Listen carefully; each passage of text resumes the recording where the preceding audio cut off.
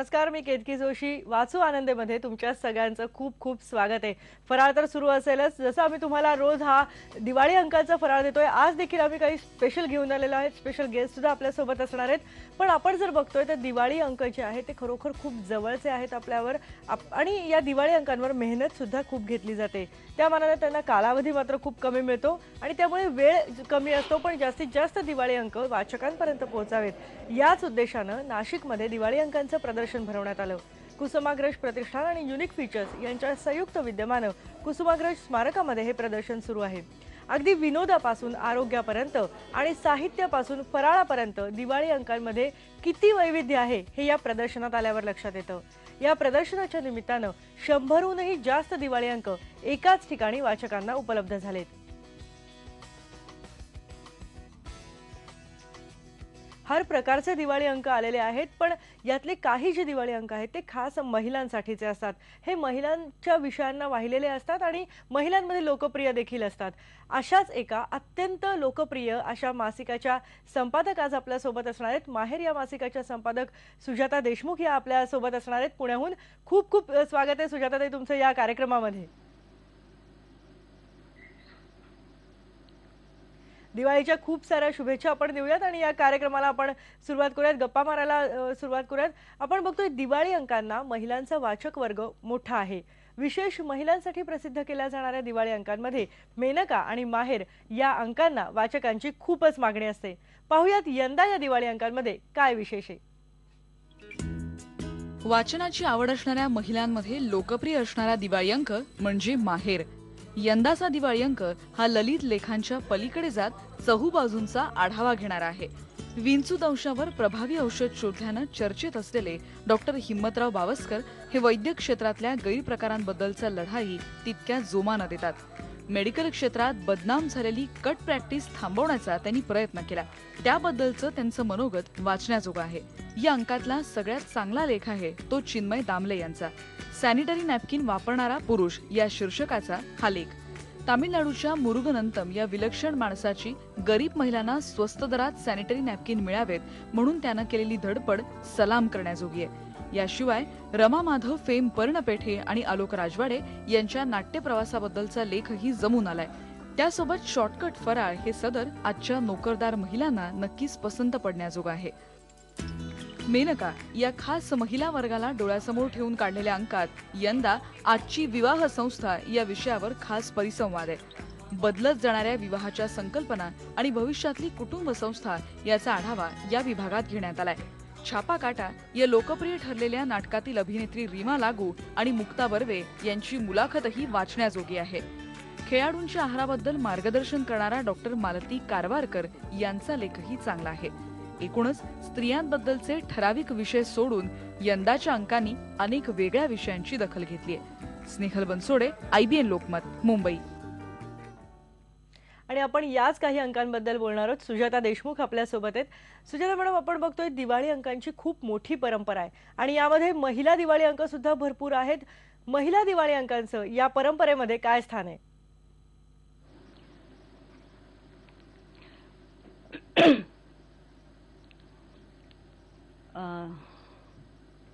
हा बोला मॅडम. सर्वप्रथम सर्व प्रेक्षकांना दिवाळीच्या मनापासून शुभेच्छा. दिवाळी अंक हा एक खरोखरीच अत्यंत वेगळा प्रकार असतो आणि त्याला शेल्फ व्हॅल्यू असते. तुम्ही महिला दिवाळी अंक असा जो शब्द वापरलात तर त्याच्याकडे मी येतेच आहे. पण एकूण दिवाळी अंकांबद्दल मला असं सांगायचं आहे की दिवाळी अंक हा आयसोलेशनमध्ये बघता येत नाही.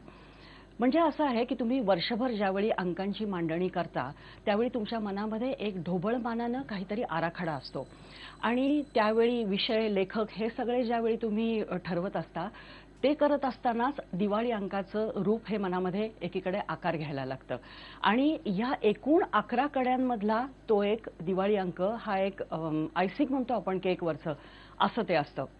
मी तुम्हाला आता माहेरचं उदाहरणच घेऊन सांगते की जानेवारीचा अंक हा वर्षारंभ विशेषांक असतो, मार्चचा महिला दिन विशेषांक असतो, त्याच्यानंतर एप्रिलचा कथा विशेषांक असतो, ऑगस्टचा अन्नपूर्णा विशेषांक असतो आणि त्याच्यानंतर ऑक्टोबर नोव्हेंबर हा दिवाळीचा जोड अंक असतो. ऑक्टोबर नोव्हेंबर ह्यावेळी आलं म्हणून ऑक्टोबरमध्ये दिवाळी, नाही तर नोव्हेंबर डिसेंबर हा जोड अंक असतो. त्यामुळे ही एक संपूर्ण प्रक्रियेची एक कडी असते. हा एक भाग झाला. दुसरं, तुम्ही महिला दिवाळी विशेषांक असा ज्यावेळी त्याच्यावर भर देता, तर कुठल्याही विषयाला वाहिलेला दिवाळी अंक हा शेल्फ व्हॅल्यू असल्यामुळे तेवढाच महत्त्वाचा असतो. म्हणजे बघा की फक्त महिलाच का, शेती विशेषांक असतात किंवा धर्माच्या बाबतीमध्ये चिकित्सा करणारे असतात, अंधश्रद्धेच्या बाबतीत चिकित्सा करणारे असतात. त्यामुळे विषय कुठलाही घेतला तरी त्याला वाहिलेल्या दिवाळी अंकामध्ये पानांची संख्या खूप मोठ्या प्रमाणावर असल्यामुळे विषयाला एक प्रकारे चांगला न्याय देता येतो आणि त्याच्यामुळे दिवाळी अंक हा महत्त्वाचा ठरतो. आता मी माहेरबद्दल बोलते की माहेर म्हणजे सुरुवातीला म्हणजे कोणीतरी वाचकांनी उल्लेख केला की माहेर हा महिला विशेषांक याच्यामध्ये गणला जातो. झालं काय की ज्यावेळी माहेरची सुरुवात झाली 54 वर्षांपूर्वी, त्यावेळी महिलांना फारसं स्वतःचं असं व्यासपीठ नव्हतं. त्यावेळी दृकश्राव्य माध्यमांचा उदयच झालेला नव्हता आणि श्राव्य माध्यमांमध्ये फक्त आकाशवाणी होतं आणि त्याच्यामध्ये सुद्धा गृहिणी किंवा असं त्यांची वेळ बघून एक छोटासा टाइम स्लॉट त्यांना दिला जायचा. त्यामुळे माहेरनं ज्यावेळी पदार्पण केलं त्यावेळी त्याचं महत्त्व खूप वेगळं होतं. पण झालं असं की गेल्या 50 वर्षाच्या काळामध्ये स्त्रियांचा परीघ हा सगळा बदलत गेला. बाई कुटुंबाबाहेर पडली, नोकरी करायला घराबाहेर पडली. नुसती नोकरी करायलाच नाही, तिने वेगवेगळ्या क्षेत्रांमध्ये आपला ठसा उमटवायला सुरुवात केली आणि एवढंच नाही तर अनेक ठिकाणी ती अत्युच्च पदावर पोचली. त्यामुळे आपल्या असं लक्षात येईल की तिचा एकूणच सगळा जो काही अनुभवाचा परीघ आहे तो एवढा मोठा वाढला की त्याप्रमाणे तिच्या आयुष्यामध्ये बदल घडत गेले. आणि हे सगळं लक्षात घेऊन आम्ही महिला केंद्री माहेर जे होतं तर ते कुटुंब केंद्री केलं. आता कुटुंब केंद्री केलं म्हणजे मग फक्त ती, तिचा नवरा, तिचे सासू सासरे, तिचे आई वडील, तिची मुलं हे एवढं पुरतं सीमित ठेवलं का? तर ते ठेवलं नाही, कारण काळाच्या बदलाबरोबर हे सगळं बदलत गेलेलं आहे आणि हे कुटुंब हे विस्तारित झालं आहे. या विस्तारित कुटुंबामध्ये कोण कोण येतं तर आप्तेष्ट येतात, मित्रमैत्रिणी येतात, अगदी शत्रू सुद्धा येतात. थोडक्यामध्ये काय आहे की एकूण अख्खा समाज येतो आणि हा अख्खा जो समाज येतो तर त्याच्यामुळे तिचं जे आपण थोडंसं स्थानिक लेवलवरचं एकदम जागतिक परिमाण तिच्या सुद्धा आयुष्यामध्ये निर्माण झालेलं आहे. तुम्ही दिवाळीच्या ह्यावेळच्या संपादकीयाचं जर शीर्षक पाहिलं तर ते असंच आहे की हे विश्वाची माझे माहेरघर. आणि म्हणून आम्ही कुटुंब, पण ते विस्तारित कुटुंब आणि एकूण त्याला वैश्विक स्वरूप देणारं कुटुंब अशा पद्धतीनं माहेरचं रूप केलेलं आहे. नक्कीच. आणि आम्हाला या बदलत्या रूपाबद्दल आणि इतर जे दिवाळी अंक आहेत किंवा महिलांवर जे लिहिलं जातं दिवाळी अंकांमधून त्याबद्दल सुद्धा जाणून घ्यायचंय. पण सध्या आपण एक ब्रेक घेऊयात आणि ब्रेक नंतर परत भेटूयात वाचू आनंदेमध्ये.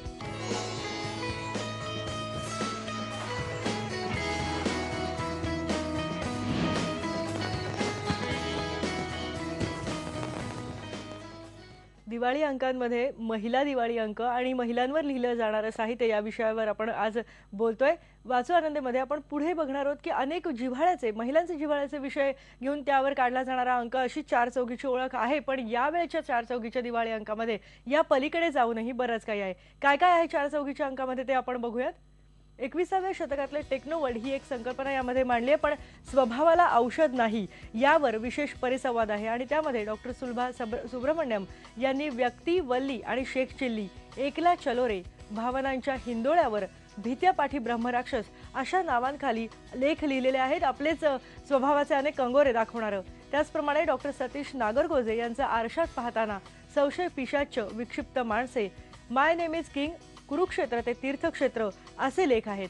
तर विशेष फीचर जे आहेत, जसं मी मगाशी म्हटलं तसं उद्याचं टेक्नोवर्ल्ड 2015 ते 2095 यामध्ये जग कुठे जाईल याची एक रोमांचकारी सफर आपल्याला घडवण्यात आली आहे. आणि त्यामध्ये काय काय गोष्टी होऊ शकतील तर स्वयंचलित कृत्रिम हृदय लावलं जाऊ शकतं, अंतराळामध्ये पहिलं हॉटेल बांधलं जाऊ शकतं, ई कागद निर्माण होऊ शकतो. त्याचप्रमाणे पुरुषांसाठी कुटुंब नियोजनाच्या गोळ्या देखील येऊ शकतात आणि विस्मृतीवर उपाय म्हणून मेंदूमध्ये प्रत्यारोपण देखील केलं जाऊ शकतं. आणि याशिवाय दीर्घलेखिक असणारे व्लादिवोस्तोक रशिया या तिथल्या आठवणी यावरचा एक स्पेशल लेख देखील यामध्ये असणार आहे. 4 चौघीचा अंक तर वाचण्यासारखा आहेच आहे, पण आता आपण पुन्हा गप्पांकडे वळूयात. सुजाता देशमुख आपल्यासोबत आहेत. सुजाता मॅडम, आपण बघितलं महिलांवरचे दिवाळी अंक तर आहेतच, असे विषय घेऊन देखील काढले जातात, पण त्याशिवाय सुद्धा म्हणजे पुरुष स्पंदनेमध्ये यावेळेला स्त्रिया आणि धर्म यावर लिहिलेलं आहे, किंवा मिळून साऱ्याजणीमध्ये सुद्धा शेतकरी महिला याच्यावर लिहिलेलं आहे. तर इतर दिवाळी अंकांमध्ये सुद्धा महिलांवर, त्यांच्या विषयांवर आवर्जून लिहिलं जातं. म्हणजेच ही दिवाळी अंकाची ताकद आहे का? दिवाळी अंकाची ताकद ही मी दोन प्रकारे सांगेन, की एक म्हणजे काय आहे, की मघाशी म्हटलं तसं, की दिवाळी अंकांना शेल्फ व्हॅल्यू असते. वर्षभर ते चवीचवीनं वाचले जातात आणि दिवाळी अंकांमध्ये जवळजवळ 250 ते 300 पानं तुम्हाला ज्याच्यामध्ये 250 ते 300 पानी मजकूर तुम्ही वाचकांना देऊ शकता आणि त्याच्यामुळे वेगवेगळ्या विषयांचं वैविध्य तुम्हाला मनासारखं त्याच्यामध्ये आणता येतं. आणि ही खरं सांगायचं झालं ना तर पुस्तक हे एका विषयाला वाहिलेलं जर म्हणजे वाचनीय साहित्य असेल, तर दिवाळी हा अंक अनेक विषयांना वाहिलेला पण पुस्तकाच्या ताकदीचा ऐवज आहे असं आपल्या लक्षात येतं. त्यामुळे दिवाळी अंक हा पोचतो अनेक याच्यामध्ये. दुसरं असं की दिवाळी अंकामध्ये फक्त तुम्ही मगापासून मला वाटतं की महिलांवर जे काही तुम्ही फोकस करता आहात, तर माझं परत परत तेच म्हणणं आहे की महिलांवरचे प्रश्न हे तर म्हणजे काय अनादी अनंत काळपर्यंत चालतच राहणार आहेत. कारण जोपर्यंत महिलांबाबतचे अत्याचार अन्याय सगळे दूर होत नाहीत किंवा त्यांना खऱ्या अर्थानं बरोबरीनं स्थान मिळत नाही, तोपर्यंत त्यांचे प्रश्न हे पटलावर येतच राहणार.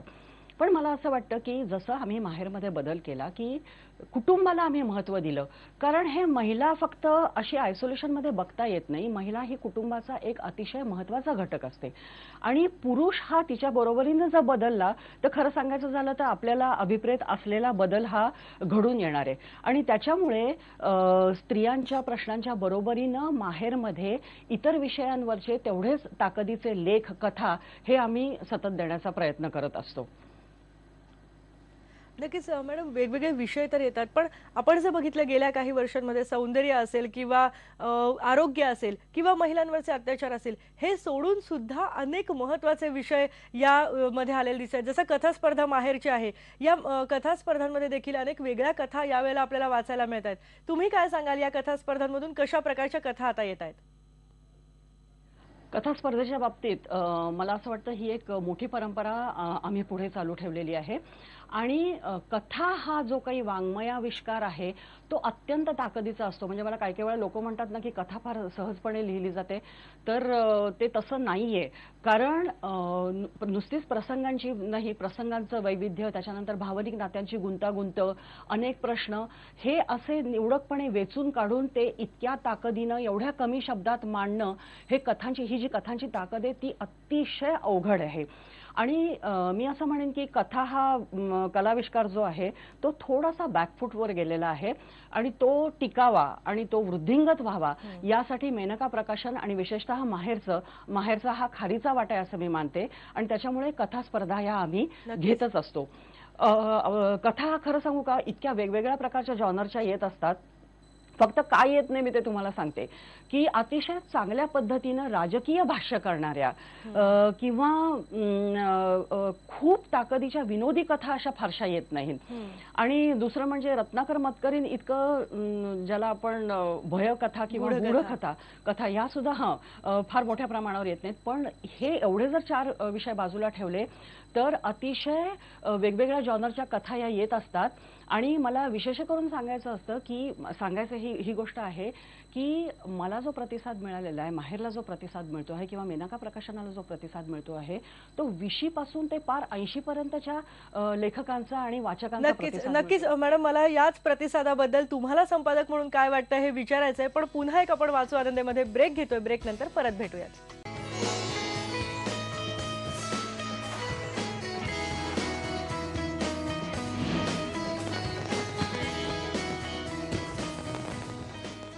वाचू आनंदेमध्ये तुमच्या सगळ्यांचं पुन्हा एकदा स्वागत आहे. आपण थेट पुण्याला जाणार होता. सुजाता मॅडम, एक तुम्ही मगाशी प्रतिसादाचं जे बोललात, वाचकांचा भरपूर प्रतिसाद मिळत असेल, पण एक संपादक म्हणून तुम्हाला काय वाटतं, काय वाचकांना सांगावं असं वाटतं? मी तुम्हाला एक छोटासा अनुभव सांगते. एक मुलगी माझ्याकडे आली आणि तिची मला कथा अतिशय आवडली, ती मी प्रकाशित केली. तर ती मला भेटायला आली आणि ती मला म्हणाली की तिच्या आजीच्या काळापासून माहेर तिच्या घरात येत होता. तिची आजी त्या काळामध्ये माहेरसाठी कॉन्ट्रीब्यूट करत होती आणि आता तिची आजी हयात असतानाच तिची कथा माहेरमध्ये प्रकाशित झाली, याच्यामुळे तिला अतिशय कृतकृत्य वाटतंय. आता संपादक म्हणून हा अनुभव खूप सुंदर होता. आणि मला एक काय वाटतं माहिती आहे ना, की प्रसार माध्यमं ही क्रांतीची नाही तर उत्क्रांतीची साधनं आहेत. त्याच्यामुळे कालसुसंगत असे बदल त्याच्यामध्ये करावेच लागतात, पण ते असे एकदम शॉकिंगली न करता ग्रॅज्युअली करावे लागतात, तर ते लोकांपर्यंत झिरपतात. याचं कारण असं आहे की आपल्याला जुना वाचक वर्ग तर जोडून ठेवायचाच असतो आणि पुन्हा नवी पिढी, नवा वाचक वर्ग हा जोडून घ्यायचा असतो. आणि हे सगळं लक्षात घेऊन ज्यावेळी आपण काम करायला लागतो, त्यावेळी मला असं वाटतं की आपण लोकांपर्यंत पोहोचू शकतो. आणि मला असं वाटतं की आमचं जे काही संपादक मंडळ आहे, आम्ही सगळेजण हे पत्रकारितेच्या मुख्य प्रवाहात काम केलेली लोक आहोत. म्हणजे असं की आम्ही मेनस्ट्रीम जर्नलिझममध्ये रिपोर्टिंगपासून वेगवेगळ्या प्रकारे जबाबदारीची पदं सांभाळलेली आहेत. मग ते आनंद आगाशे, अभय कुलकर्णी, अमित टेकाळे, किरण वेल्हाणकर, हे सगळेजण, वैभवी भिडे, हे सगळेजण असोत. आणि त्याचा परिणाम असा झालेला आहे की पत्रकारिता तुम्हाला एका नाण्याला अनेक बाजू आहे हे जे समजावून सांगते, हे जे शिकवते आणि लोकांची नस कशी असते, नस कशी ओळखायची हेही तुम्हाला शिकवते. ते मला असं वाटतं की ते अनुभव समृद्ध करत नेणारी पत्रकारिता आम्ही उपभोगली असल्यामुळे त्याचं प्रतिबिंब मासिकांमध्ये आणि आमच्या निरनिराळ्या प्रकाशनांमध्ये पडतं असं मला वाटतं. नक्कीच. खरं तर मॅडम, या विषयावर बोलण्यासारखं खूप आहे. आणखी बरंच काही गप्पा आपल्या मारायच्या राहिलेल्या आहेत, पण सध्या आपल्याला इथेच थांबावं लागतंय. खूप खूप आभार आमच्या या कार्यक्रमामध्ये आल्याबद्दल आणि इतकी वेगळी नजर आम्हाला एक दिल्याबद्दल. वाचू आनंदेमध्ये आता आपण इथेच थांबतोय, पण आपण पुन्हा उद्या दिवाळी अंकांबद्दल बोलणारच आहोत. आणि या दिवाळी अंकांचा हा कार्यक्रम तुम्हाला कसा वाटतोय हे आम्हाला तुम्ही नक्की कळवत राहा. पण सध्या इथेच थांबूयात. पाहत राहा IBN लोकमत.